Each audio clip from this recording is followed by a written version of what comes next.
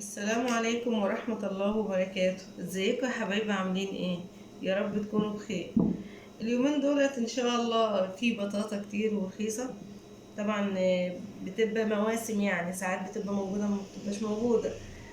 ففي تخزين للبطاطا، بتقشريها وتقطعيها وتحطها في اكياس وتحطها في الفريزر. بتعملي منها طبعا بطاطا، مثلا صواني بطاطا بشاميل. تعملي منها بطاطا بالسكر كده، بتبقى جميلة جدا. فالنهاردة ان شاء الله هنعمل نقشر البطاطا كده، ونبل ان شاء الله بعد ما اقشرها اشطفها واكيسها. يعني وصفة سهلة جدا، بسم الله ما شاء الله، اللهم صل على النبي. يعني تعمليها تبقى عندك طول السنة. وطبعا في بطاطا بتتشوي، تغسليها كويس جدا وتحطها في الفرن على نار هادية وتنشوي، تبقى مفيش احلى من كده. اللهم صل على النبي. طبعا احنا طبعا هنقشر البطاطا زي ما حضراتكم شايفين كده.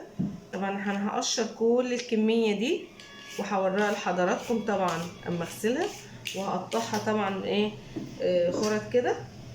انا بقشرها هو كده، اقطعها خرط واشطفها كويس وتنم مكيساها وحطها في واوريها لحضراتكم. ورجعت لكم تاني يا حبايبي. طبعا احنا قشرناها اهي وغسلناها كويس جدا، وحبيت اوريها لكم كمان في الميه. طبعا انا بمسكها كده، بمسك الواحده كده بقطعها كده، طبعا خرط زي ما انت عايزه اهي.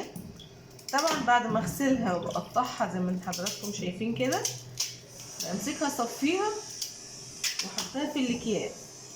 طبعا انت حضراتكم بتعمليها، عايزه تعمليها مثلا اللهم صل على النبي في صواني او في صواني بشاميل وكلام من ده.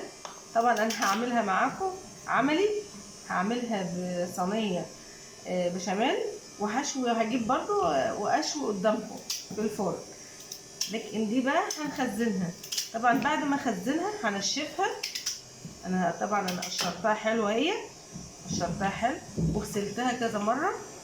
طبعا انا بعد ما اقطعها هنشفها واكيسها. دي بقى للفريزر، احطها بقى لما الميسم بتاعها يروح تبقى موجوده عندي. بتعملي منها زي ما انت عايز، تبقى معاكي طول السنه. ورجعت لكم تاني يا حبايبي. طبعا انا غسلتها كويس جدا وصفيتها من الميه. طبعا انت بتجيبي الكميه اللي انت عايزاها. طبعا الحاجه اللي انت هتعمليها مثلا على قد المره مثلا. بتكيسي بتعبي البطاطا كده. طبعا غسلتها كويس وصفيتها كويس جدا اهي.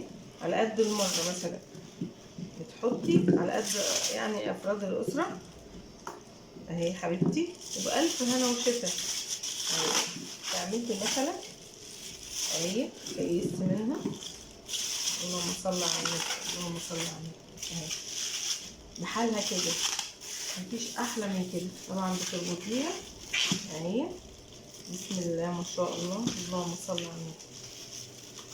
طبعا انت بتكيسيها كده اهي، تحطها في الفريزر عندك تقعد للسنه. طبعا المانجا، ملوخيه، باميه، بطاطا، حاجات من ديت بتبقى للسنه مواسم.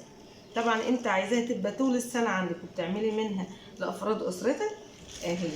طبعا انا هكيس الكميه دي كلها وهرجع لكم تاني يا حبايبي، وكل سنه وحضراتكم طيبين.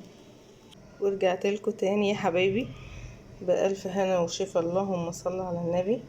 طبعا احنا عملنا الاكياس دي كلها اهي، بسم الله ما شاء الله، اللهم صل على النبي. طبعا بتخزنيها للسنة تبقى موجودة عندك، تعمليها براحتك بألف هنا وشفا. كل سنة وحضراتكم طيبين، يا رب يعود عليكم بخير، والسلام عليكم ورحمة الله وبركاته. السلام عليكم. لا تنسوا الاعجاب بالفيديو والاشتراك في القناة تشجيعا لنا لنستمر بنشر المزيد إن شاء الله.